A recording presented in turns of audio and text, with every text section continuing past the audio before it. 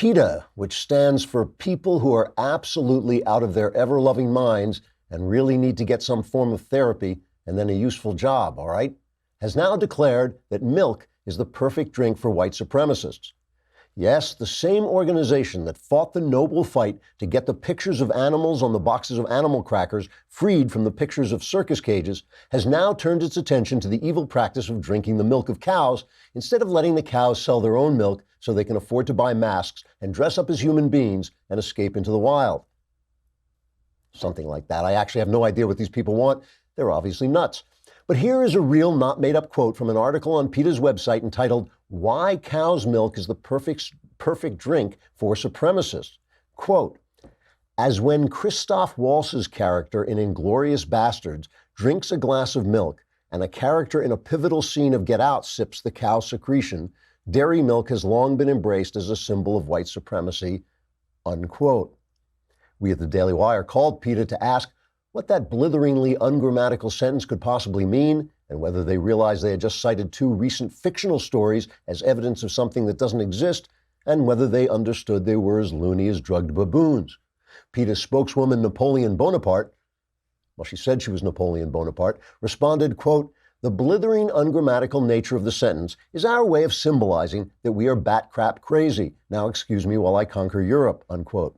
She then put on her Napoleon hat and rode away on a broomstick, which she pretended was a horse. The PETA article goes on to claim that milk cows are kept alive under terrible circumstances that prevent them from serving mankind as tasty hamburgers. I think that's what the article said. I didn't really understand it. Who could? Trigger warning, I'm Andrew Klavan, and this is The Andrew Klavan Show.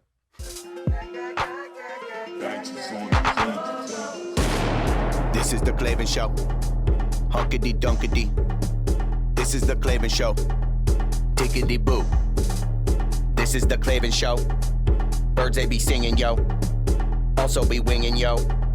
No ease in Klavan, though. This is The Klavan Show. Tickety boo. Hunkity dunkity. Tickety boo. Hunkity dunkity. All right. We are nothing if not up to date. Never say that this is a show is behind the times. The mailbag is tomorrow, so you know what that means. That means that you go on dailywire.com, press the podcast button, press the Andrew Klavan podcast. There is a mailbag there, and if you press that, you can ask your questions, and I will answer all of them, no matter what they're about, your personal life, your religious thoughts, your political ideas. I will answer all of those questions, and my answers are guaranteed by the God King himself. They are guaranteed 100% correct and will change your life on occasion for the better. You have to be a subscriber, and you know what? If you're a subscriber, first of all, you get another kingdom. You could have gotten it yesterday. Now you have to wait till Friday if you're not a subscriber. And we have almost reached, the Daily Wire has almost reached 1 million subscribers. And so the 1 millionth subscriber on YouTube, 1 million subscribers on YouTube. 1 millionth subscriber gets absolutely nothing, right? We don't, but you'll know in your heart that you were the millionth. All right, we got Jenna Ellis coming up to talk about transgenderism. But what she knows about that, I don't know. She'll talk about the legal aspects of transgenderism. She'll be I like the fact, we now have this position where we have an earlier interview sometimes if something is breaking news, and we call it the Jenna spot because it's so often it's Jenna. So today we have Jenna in the Jenna spot. She should fit very neatly in there since it's made just for her. Meanwhile, it's your last week to get the Genucell Sunspot Corrector for free. For sunspots, age spots, and even red inflamed patches, this could be yours for free with the purchase of Genucell. The brand new Genucell Sunspot Corrector boasts outstanding reviews. It really, what it does, it just kind of makes it so the sunspots don't show up so much. You can get stuff for under your eyes. That helps the bags go down. This is the last week you can get this Sunspot Miracle free. Time is running out to take advantage of this offer. Watch your sunspots vanish and your bags and puffiness gone. It just sucks them right out. It's amazing. And for results in as little as 12 hours, the Genucell Immediate Effects is also yours free. Here's how you get it. Text EYES1, EYES1 to 77453, and that will get you the Genucell Sunspot Corrector free with your order. Don't miss out on this incredible offer. Order now, and as a bonus, receive Chamonix Luxury Micro Dermabrasion also free. Order Genucell today, and in addition to the limited time bonus, you'll receive free shipping. Just text EYES, 1, EYES, and the number 1 to 77453 to get the Genucel Sunspot Corrector free with your order. So, I talk a lot about narrative, right? Narrative shapes the way we think of things. We don't even know it's happening. If the people who control the narrative think on the left, they actually think they are controlling reality. That's not true. Reality is a narrative of its own and will always ultimately trump fake narratives, but fake narratives can do a lot of damage. This narrative about race that all the Democrats have, the economy is doing great, our foreign policy is really working, good judges who will obey the law are being appointed. Trump is doing a fantastic job as president of the United States. No matter what his personal flaws, he is doing a good job. The only thing they've got is this narrative about race, and the effect that it has is really pernicious. It really shapes people's minds in ugly ways, and it does it even if you fight back, especially if you fight back by calling them hypocrites, because then you're buying into the narrative. If they say, oh, you're a racist, and you white man, and you say, well, you called me a white man, you're a racist, that's buying into the narrative that we should be looking at each other in terms of the color of our skins. It's like it's like looking at the world through a pane of glass that's pointing out, that only allows you to see people by the color of their skins. But what if we take that pane of glass away?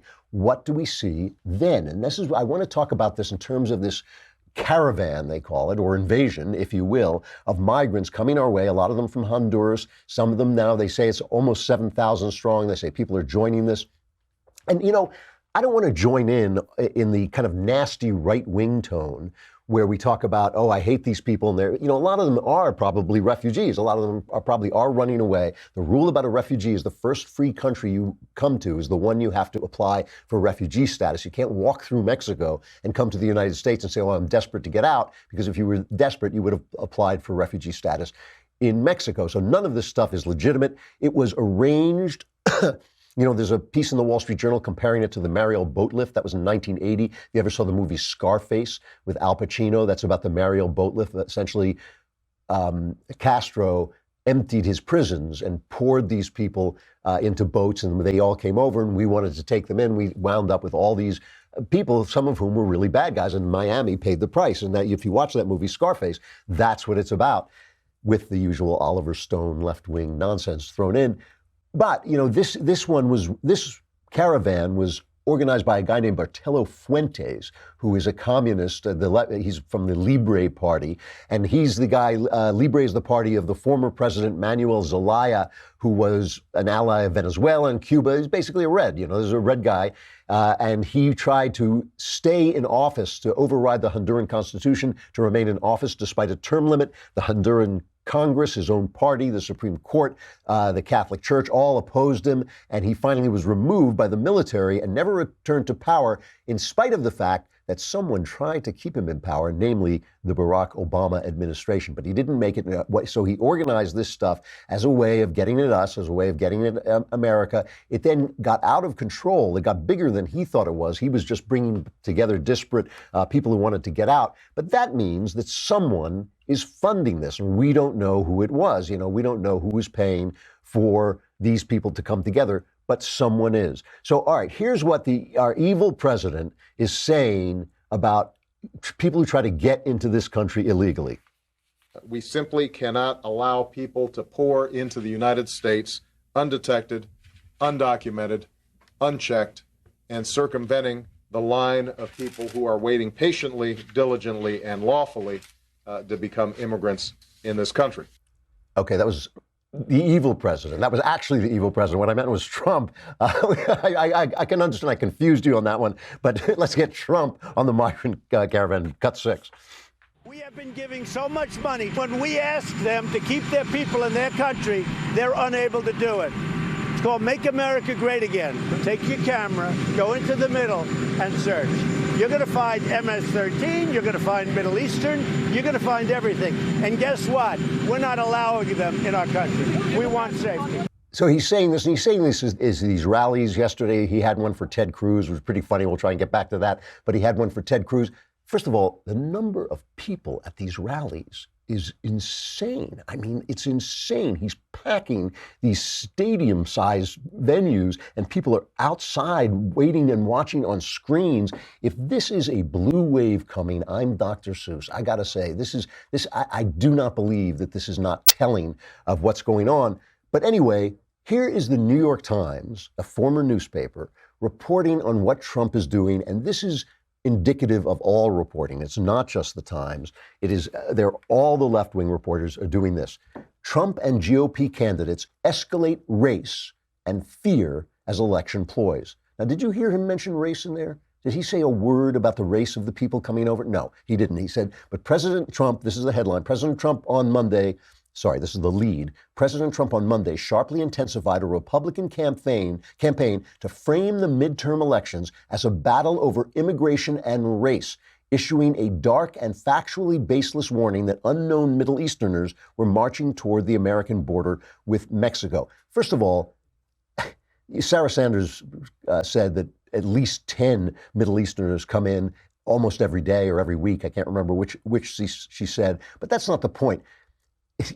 Obviously, this has been a worry ever since 9/11 that terrorists would use our open borders, our unprotected borders, to slip people in. There has never been a terrorist attack committed by an illegal immigrant. One guy who came in, I think, from Somalia did go up to Canada and try something, but it has not been a thing. But that doesn't mean that that's not something we should worry about. So when they say it's factually baseless, they should take Trump's advice and go down there. They're a newspaper. Go down and find out if what he's telling the truth. If they're going to tell us there are no criminals, if they come across the border, they are criminals. I mean, so that's ridiculous. And we know that people, that criminals come in. Listen, for research on writing my crime novels, I have visited the federal prison here and state prisons. And let me tell you something, a lot of the people in those prisons are illegal immigrants. So the fact that it's factually baseless is just nonsense. And what has it got to do with race? What has it got to do with race? Let me pause there for just a minute and talk about Helix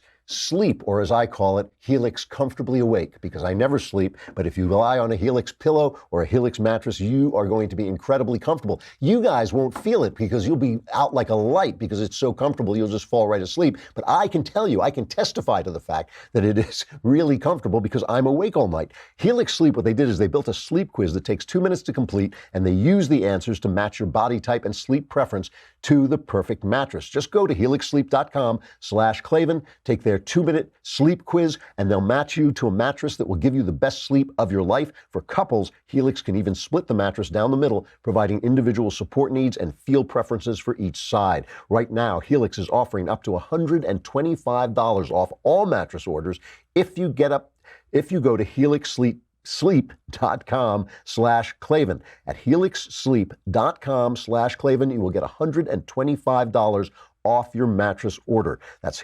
helixsleep.com/Klavan. You can sleep like a log on these things, or you can lie awake and ask yourself the big questions like, how do you spell Klavan? It's Klavan. So it's all about race as far as they're concerned, although Trump has said nothing about race. The unsubstantiated charge marked an escalation of Mr. Trump's efforts, says the New York Times, to stoke fears about foreigners and crime ahead of the November 6th vote, as he did to great effect in the presidential race. Well, why are these fears like irrational fears? I mean, why aren't these concerns? What is the argument for letting 7,000 people march across our border? And he says Mr. Trump and other Republicans are insistently seeking to tie Democrats to unfettered immigration and violent crime. Well, let's pause there for a minute. Do we have that picture of Keith Ellison? Do we have the image of there he is. He's wearing a T-shirt that says, "I don't believe in borders." It says that in Spanish. Keith Ellison, who may lose his race, by the way, is not a low-level Democrat. He is a major Democrat. The new Democrats, of course, they believe in open borders. The old Democrats played it safe. They used it as an issue, as we saw Obama do it, but they never did anything about it. And one of the truly shameful moments of the Democrat Party is Chuck Schumer waving that pen around, saying, "What do you mean you want us to pass a law? We're just the Senate of the United States. We don't pass laws. We wave pens around so the president can make fiats like a king and solve this problem for us." They have been sitting on their hands for generations at this point. They do nothing to solve this problem.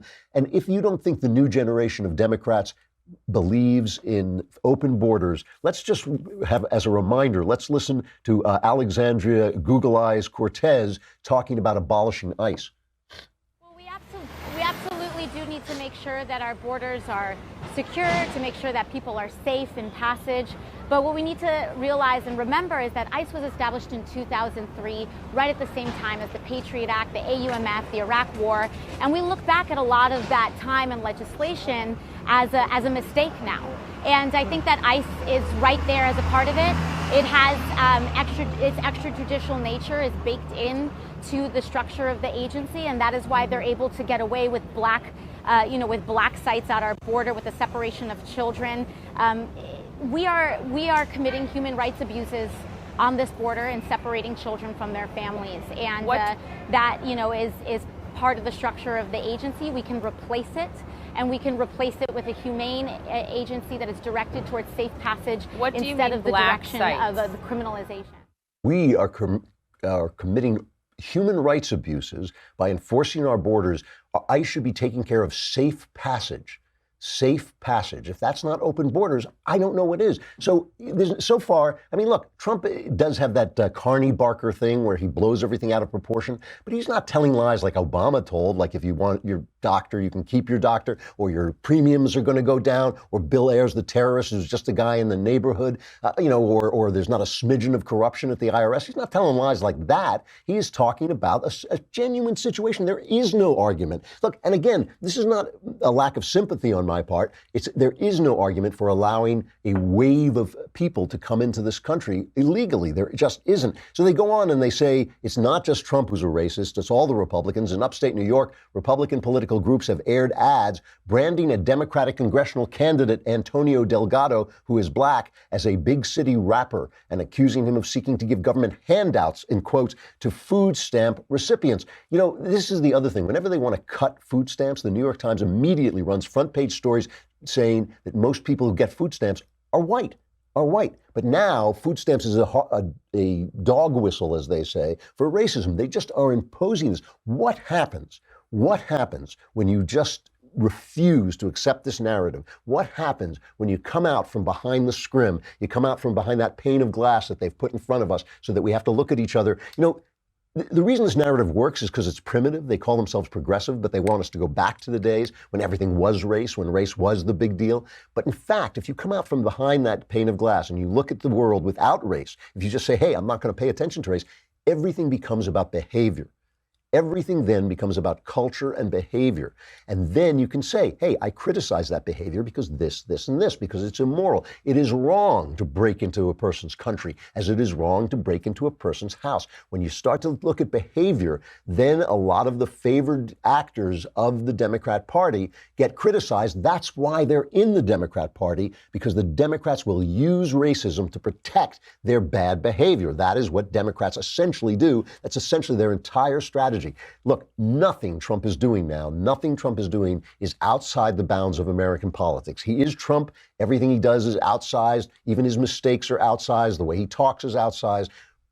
But you cannot let 7,000 to 10,000 people march across your border, because it just means there'll be another 7,000 to 10,000 people. And we do not know yet. We do not know who is using these people, right? These, a lot of these people are innocents and they're just trying to do what's right for their family. But we don't know yet. We know that they were organized at first by this communist. We don't know who is funding them or paying them to get them across the border. We just don't know. And all this fear-mongering, the real fear-mongering, is on the left. Let's say, is Jenna with us? Let us bring on Jenna Ellis. I shouldn't have to actually look at your introduction anymore, Jenna, but she's the director of the Dobson Policy Center. She's a contributor to the Washington Examiner, the Federalist, and the Daily Wire, and her book is called The Legal Basis for a Moral Constitution, a Guide for Christians to Understand America's Current Constitutional Crisis. Jenna, do you know that we now call this the Jenna Spot? Did I tell you that? Oh, you didn't. I love it. Thanks so much. I'm very happy to come on. We had Mike Duran on yesterday, and I said to Rob, just put him in the Jenna Spot. It's like, so now Excellent. So the New York Times runs this hilarious headline: transgender could be defined out of existence under Trump administration. And one of their editors from Washington, an assistant editor from Washington, tweeted this out as if this were an actual like a kind of genocide. We were destroying transgender people. What is this all about? Why are they doing this? Right, and the hashtag was "We won't be eradicated," and what's amazing is that if Trump can just eradicate an entire segment of the population through a piece of paper, then the civil rights movement would have never achieved anything. This probably would have been easier for Hitler, right? So this is just absolutely absurd. And what's really going on is that the definition of gender and sex has never been in our federal government ever legislatively determined by Congress. So we're in this kind of national debate right now as whether sexual orientation or gender identity and transgender status is within the protected class of sex when we're talking about gender discrimination under Title IX. And so that's what we're talking about. And the Department of Health and Human Services had a memo that has now been released through this New York Times article that's basically saying we're going to go back to pre-Obama era regulations and policy. This isn't Trump narrowly defining anything. This is going back to saying that gender is defined as biological, immutable characteristics based on genitalia. That's how it's always been for 6,000 years and as long as humans have been in existence until the Obama-era policy expanded that definition to include sexual orientation, gender identity, and transgender status. And so what the New York Times is trying to define the narrative as is to basically say that Trump and his administration are being bigoted and eradicating transgenderism, but really all that's happening is that he is properly rolling back Obama-era regulations. I mean, you really could have run a more honest headline saying that the left is trying to define gender out of existence, right? I mean, that was the basis for Absolutely. The anti-discrimination idea in the first place. Don't discriminate on the basis of sex, right? Absolutely. And, this is the New York Times, so do they ever really have any accurate headlines? But yes, they should have said that this is going back to biological definition that doesn't have social policy anywhere in it. And so when we're talking about gender-based discrimination and why we have those types of labor laws, why we have that in gender discrimination education programs, financial assistance, we're literally talking about the difference between men and women. We are making sure that women are not discriminated against. That was the whole idea of this. And yet the left and their social policy is wanting to expand that definition that, hey, I can identify however I want. So, so pretty soon, Andrew, I've been seeing these memes about people who are identifying as cats and dogs. I mean, is that now going to become, it's gender-based, that my gender identity is that I'm a leopard? I mean, at what point do we stop the ridiculousness? Now, Title IX, it seems to me, has been used as a bludgeon to take away the due process rights of men. It has been used, the Obama administration went out of their mind. Is there some world in which Title IX is useful? Does it do anything for anybody? Does it help with anything? Well, fewer laws are always better, in my opinion, to protect and preserve liberty. So, the federal government here, what really needs to happen to make sure that Title IX is appropriately used and that because nobody wants to discriminate on the basis of gender. I think in 2018, we all recognize that, at least in first wave feminism, that's a good thing to make sure that we have equality in that sense. But where this really needs to go is that Congress needs to pick itself up by its bootstraps and actually say, we're going to provide federal legislation that defines gender as biological and an immutable condition. And then all of the cases that are currently being litigated under Title IX, a lot of those would be much more effectively and easily resolved. It's an amazing thought that we need our Congress to legislate what a man and a woman is. It is indicative of the fact that we've lost our minds. All right. All right. Well, Jenna, thank you very much. Thank you very much. I would like to talk about I'm running out of time, but I'd like to talk about this Title IX thing some more. I've never been quite sure whether it's a good or bad thing because of the way it's demolished certain sports for boys. But we'll have to talk about it another time. Jenna Ellis, director of the Dobson Policy Center. The next Jenna spot. The next Jenna spot. Exactly. That is what the Jenna spot is for. That is why there is a Jenna spot. Thanks very much, Jenna. It's always good talking to you. Thanks, Jer. Bye. All right, we have got an interview with the evil Kurt Schlichter. I don't even know. We had him in our studio, and this smell of sulfur in the air. But no, the guy is great, and he's hilarious. He's got a new book called Militant Normals. But first, we have to say goodbye to Facebook and YouTube. Come to the dailywire.com, dailywire.com. There's no the in dailywire.com. It is just dailywire.com. And when you come there, you can be in tomorrow's mailbag. Hit the podcast button. Hit the Andrew Klavan podcast. Hit the mailbag. Ask me any question you want. My answer is guaranteed correct. I mean, it's a lousy $10 a month. A lousy $10 a month. $100 for a year. You get Another Kingdom, Leftist Tears Tumblr, all your questions answered. And we'll even throw in the Ben Shapiro Show. It's just to show you what great guys we are. All right, come on over to dailywire.com.